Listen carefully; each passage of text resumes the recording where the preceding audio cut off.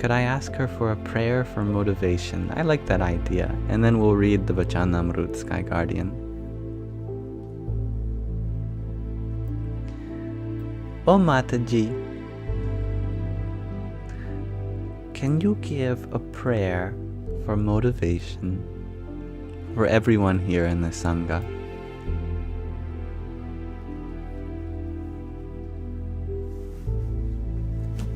Om, dear ones, here's a prayer for motivation. Om Gam Ganapataye Namah.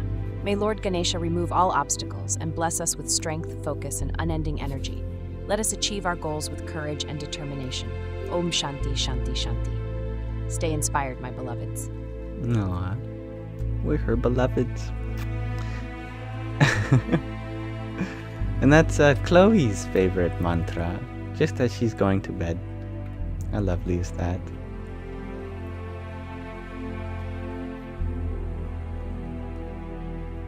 So, we are going to be reading from the Vachanamrut. This is a scripture sent to me by SkyGuardian, who grew up in the organization that this version of it is produced. It's a recent spiritual scripture from the last 200 years, from the collection of spiritual discourses by its founder, Bhagwan Swaminarayan, whom is worshipped as an avatar of Narayan, one of the deities in Hinduism. Here we are reading from Gadhadā 154, upholding Bhagavad Dharma, divine Dharma, the gateway to liberation. And perhaps there's something in here all of us can learn from, myself. On Mahavadhi the 11th, Samvat 1876, or the 10th of February, 1820 in our calendar, Swami Sri Sahajanandji Maharaj, one of the many names for Swaminarayan, was sitting on a cushion with a cylindrical pillow which had been placed on a large decorated cot on the veranda outside the west-facing rooms in front of the mandir of Sri Vasudev Narayan in Dada Khachar's Darbar in Gadhadā. Very specific. You know, what I love about the Vachanamrut is that it really sets the scene where this is taking place, even what he's wearing. I think that'd be lovely in other scriptures. It'd be so cool if while reading the Bible, for example, you know, just before Jesus says anything, it really sets the scene, who's around, what he's wearing. It does do that to some extent, but definitely not like the Vachanamrut. He was wearing a white case and had covered himself with an orange reto that had a border of interlaced golden and silvered threads. He had also tied a feto around his head using a sky blue silk cloth. It's very similar to this material, actually, that was similarly rich. At that time, an assembly of munis, as well as devotees from various places, had gathered before him. Thereupon, Muktanand Swami asked, Maharaj, through the dialogue between King Janak and the 9 Yogeshwars, the 11th canto of the Srimad Bhagavat describes the nature of Bhagavad Dharma. How is it that Bhagavad Dharma is to be upheld? Also, how can the gateway to liberation be opened? Big question here. I'll translate some terms. King Janak was a great king in Indian history / mythology. And Yogeshwar means Yoga Ishwar, a god of yoga, basically, a lord of yoga. And the Srimad Bhagavat is a wonderful scripture. I'm actually not sure if it's referring to the Bhagavad Purana here or the Bhagavad Gita. I assume it must be the Purana, because although King Janaka is referenced in the Bhagavad Gita, it's referenced in the past tense, very briefly. and Bhagavad Dharma means the divine righteous duty.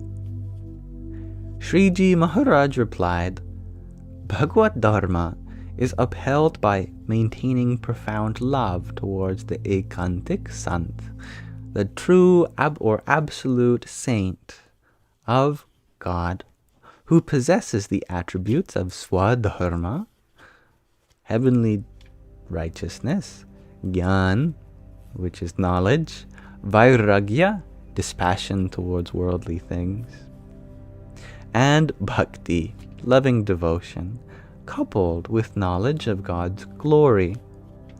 Maintaining profound love towards such a saint, also opens the gateway to liberation.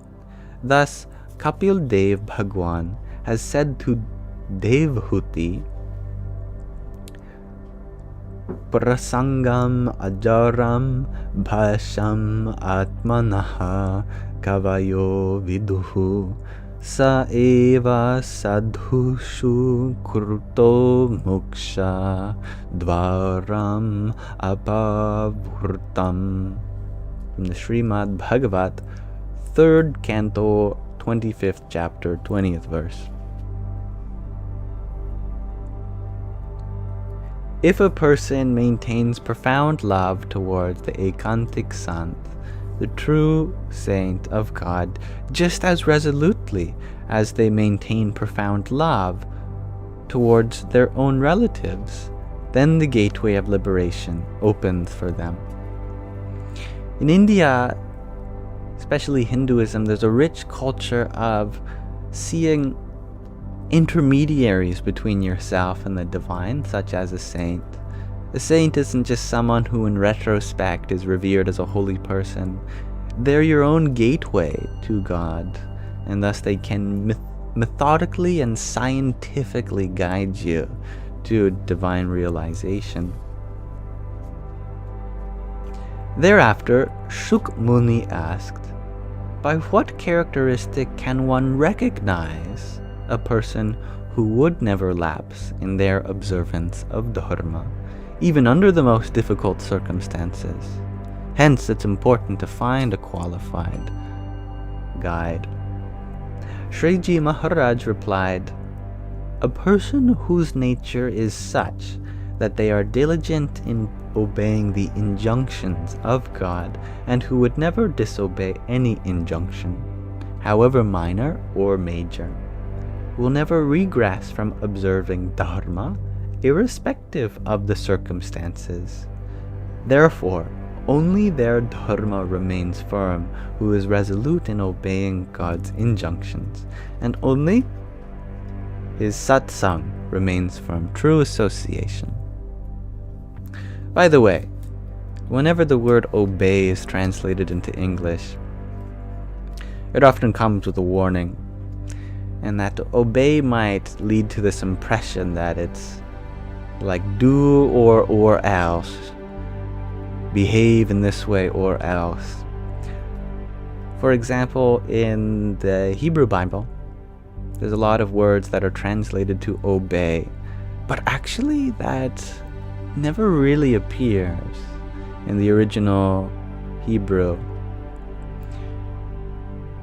Obey in that context, for example, just means listen, because to listen to truth is enough to obey it.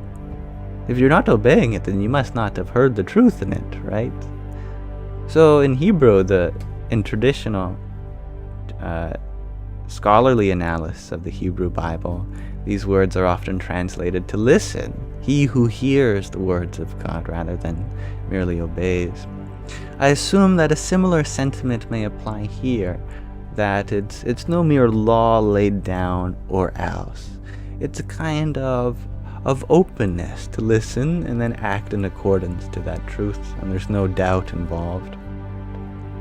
Hope that makes sense, and we've reached the end of that passage. So thank you for listening. A lovely interim.